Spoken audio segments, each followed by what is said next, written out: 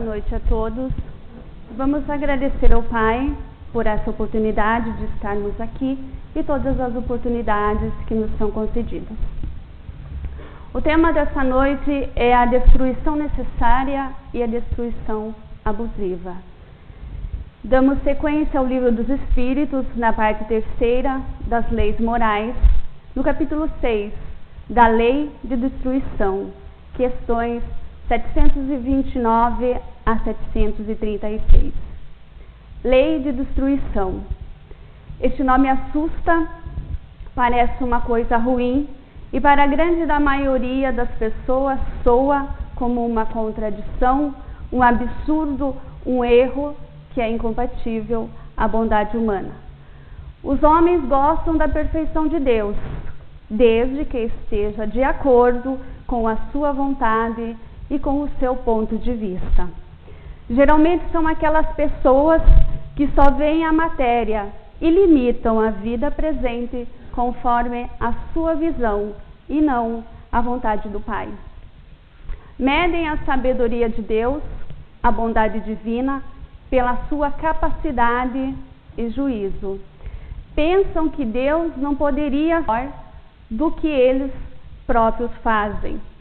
São pessoas a grandeza do Pai e julgam um Pai cruel e vingativo, que só traz o sofrimento. Tolos homens de visão e capacidade limitada. A lei da destruição está ao lado da lei de conservação, lei de adoração e lei do progresso, e outras leis que fazem parte da lei divina ou natural. São 10 leis ao todo, que são leis imutáveis, eterna e perfeita, que quando seguidas são o roteiro de felicidade para o espírito imortal. Mas, para compreendermos a lei de destruição, temos que abandonar o sentido arquétipo, padrão, referência da nossa interpretação de vida. Abandonar também fantasias geradas pela maneira de ser no mundo. Se consultarmos o dicionário, vamos observar que a palavra destruição, ela é definida como demolição, exterminação, devastação. Nada bom. E o Espiritismo vem justamente para dar outro conceito, outro significado a essa palavra, a palavra destruição. Deixa de estar limitado a um conceito humano e se transforma no ponto inicial de um ciclo de transformação. A doutrina espírita nos dá o esclarecimento sobre determinados acontecimentos, que até então nós imaginávamos que era somente o castigo de Deus e que nós estaríamos aqui neste mundo para sofrer eternamente, né? Só sofrimento Deus pode nos dar. Então, a destruição passa de ter este significado, né? E tem um novo significado, que é a transformação e a renovação do ser. E lá na questão 728 do Livro dos Espíritos, Kardec pergunta aos espíritos: é lei da natureza a destruição? E os espíritos respondem: é preciso que tudo se destrua para renascer e se regenerar. Pois isso que chamais destruição não passa de uma transformação, que tem por fim a renovação e melhoria dos seres vivos. O seu objetivo é a renovação e o progresso do espírito imortal. Esteja ele ainda como princípio inteligente, estagiando nos reinos mineral, vegetal e animal, ou como espírito, o espírito escrito com a letra maiúscula, encarnado como homem no reino hominal. É preciso morrer para renascer e passar por milhares de metamorfoses, transformação, animando formas corporais que aos poucos e gradativamente mais aperfeiçoado. E é deste modo que, lado a lado, os seres vão passando por um estado de consciência cada vez mais lúcido, até atingir a espécie humana, o reinado da razão.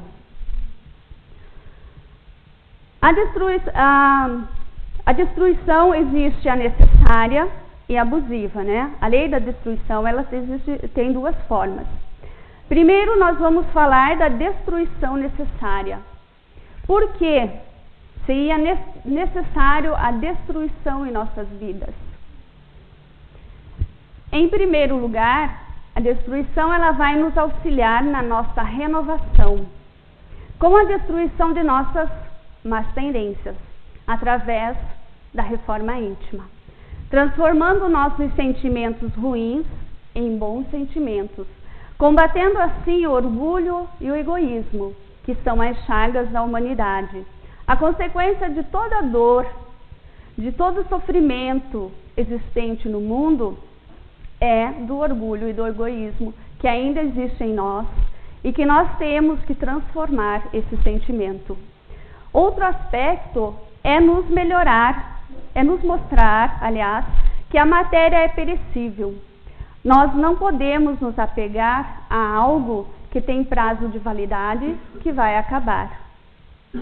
A matéria é um empréstimo que recebemos neste mundo e que nos auxilia na caminhada. E quando chega o momento de partirmos, deixamos, abandonamos e seguimos sem ela.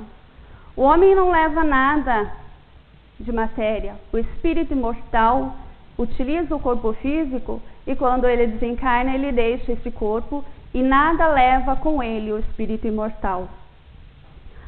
A destruição necessária, ela vem também nos chamar a atenção para o que é essencial. E o que seria essencial? Essencial é o ser inteligente. O espírito imortal realmente é a essência. Ele é intocável pela destruição. A destruição não atinge o espírito imortal, somente atinge a matéria.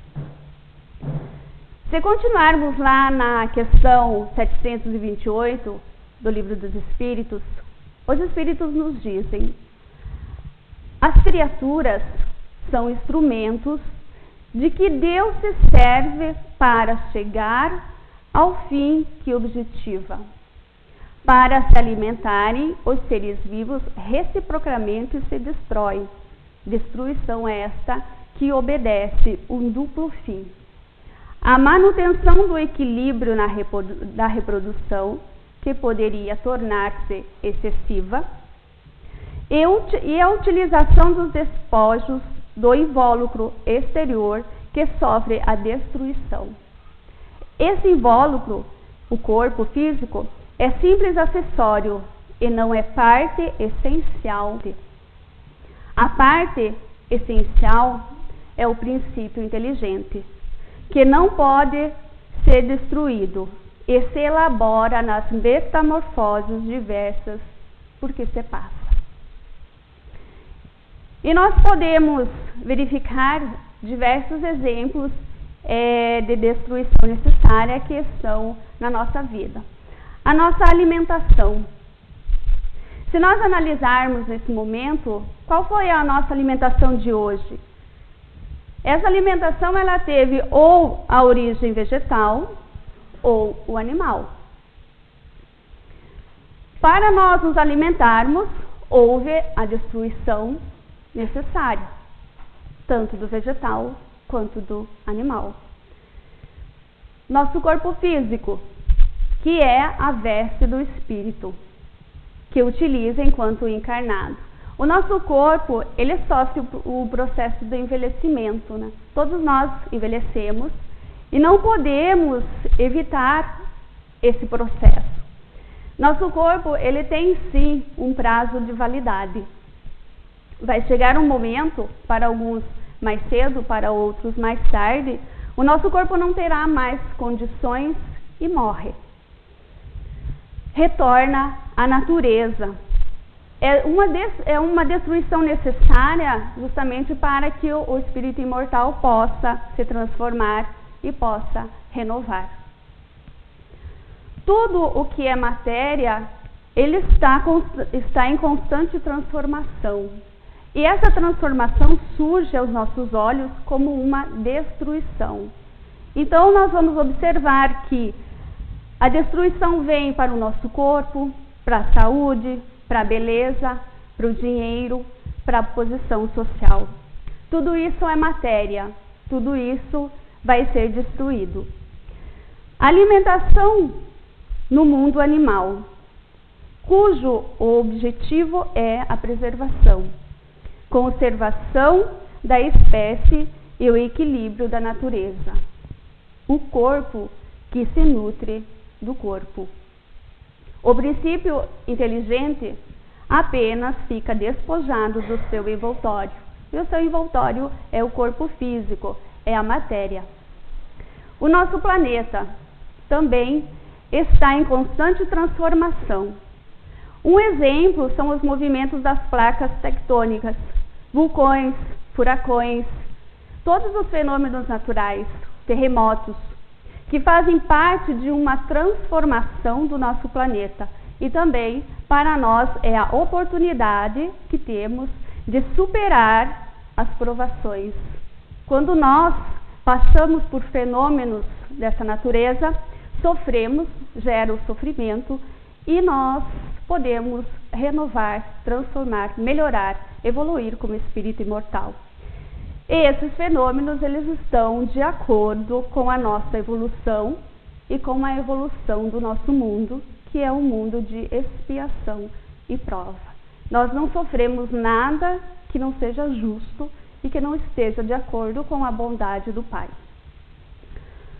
Continuando lá na questão 73, Kardec questiona: entre os homens da Terra, existirá sempre a necessidade de destruição?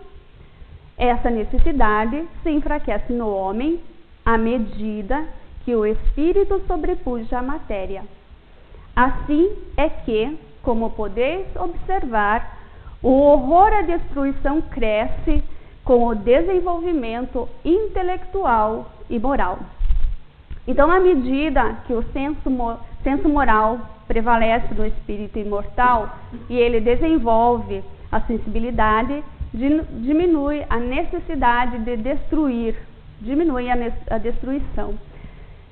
Acaba por desaparecer, por se tornar uma coisa odiosa, e o homem ganha o horror ao sangue. Desenvolve a caridade e o amor ao próximo. Mas a luta é sempre necessária ao desenvolvimento do espírito. Mesmo chegando a este ponto, um ponto mais evoluído e que parece culminante, ele ainda está longe de ser perfeito. A caminhada continua longa e só à custa de muito trabalho o espírito humano adquire conhecimento, experiência e se despoja dos últimos vestígios da animalidade. Mas, neste momento da evolução, a luta, que era sangrenta e brutal, se torna puramente intelectual e moral. O homem luta contra as suas próprias dificuldades, contra as suas más tendências, não luta mais contra os seus semelhantes. Temos a destruição necessária e a destruição abusiva. O que seria a destruição abusiva em nossas vidas? Por que existe essa destruição? A destruição abusiva, ela revela uma mentalidade violenta, com consequências desastrosas para o próprio homem e para o próximo, e também a natureza. A destruição abusiva não está prevista na lei natural, porque coloca em risco a vida do planeta. Toda destruição antecipada, que não esteja ao seu tempo, atrapalha o desenvolvimento do espírito imortal. Por isso foi que Deus fez que cada um experimentasse a necessidade de viver e de se reproduzir ao seu tempo. Na questão 735, verificamos que os espíritos dizem o seguinte: toda destruição que excede os limites da necessidade é uma violação à lei de Deus. Os animais só destroem para a satisfação das suas necessidades, enquanto que o homem, dotado de livre-arbítrio, destrói sem necessidade. Terá que prestar conta do abuso da liberdade que lhe foi concedida, pois isso significa que cede aos seus maus instintos. É a predominância da bestialidade sobre a natureza espiritual. É um atentado à lei de Deus. O homem ele tem a liberdade, ele pode fazer escolhas porque tem o livre-arbítrio, mas não pode abusar. Ele tem que ter um equilíbrio, ele tem que saber escolher entre o bem e o mal. Mas a ganância, a luta pelo poder, a riqueza impedem que nós possamos agir e mantermos com equilíbrio. Quais são as situações onde podemos considerar que houve uma destruição abusiva? Assim como na destruição necessária, também temos alguns exemplos de destruição abusiva. A destruição de si mesmo. Para satisfazer as nossas paixões, os nossos vícios, destruímos o nosso corpo físico, que é a morada do espírito imortal, é um instrumento para o seu melhoramento. Nós somos causadores da dor, da doença, dos acidentes, que leva à morte do corpo físico. E a maioria das vezes, isso é fruto de todos os tipos possíveis de excessos, somente para satisfazer nossos vícios e nossas paixões. O abuso dos animais, a matança de animais para o uso da carne como alimento. Nós não precisamos de carne, podemos ter uma alimentação nutritiva e menos danosa para o nosso organismo físico, também através de outras opções de alimento. O uso dessa alimentação carnívora passa a ser cada vez menor e a tendência é que ela desapareça. À medida que o homem vai evoluindo, vai melhorando, ele não terá mais a necessidade dessa alimentação. Também tem os abusos por causa das tradições de alguns povos, ou simplesmente por diversões. E nós temos alguns exemplos, que são os rodeios e as touradas. A destruição da natureza. Em busca do dinheiro, do poder, o homem está destruindo a natureza e transformando em pastos, em campos de pastagem para o gado. Transformando habitats naturais, destruindo plantas e animais. A destruição do habitat, ela é responsável por 36% da extinção das espécies. E nós esquecemos de trabalhar em prol a preservação da biodiversidade do nosso país, do nosso planeta.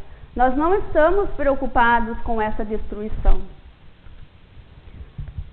A guerra também é uma destruição abusiva. Existe ainda um espírito bruto, cruel dentro de nós. Senão as guerras elas já não existiriam mais.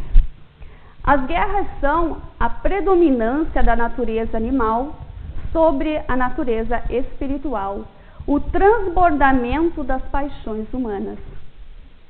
No estado de barbárie, os povos só um direito conhecem, o do mais forte. Por isso é que esses povos eles vivem em guerra. O estado normal para eles é a guerra. Eles não conhecem a paz, eles somente conhecem a brutalidade.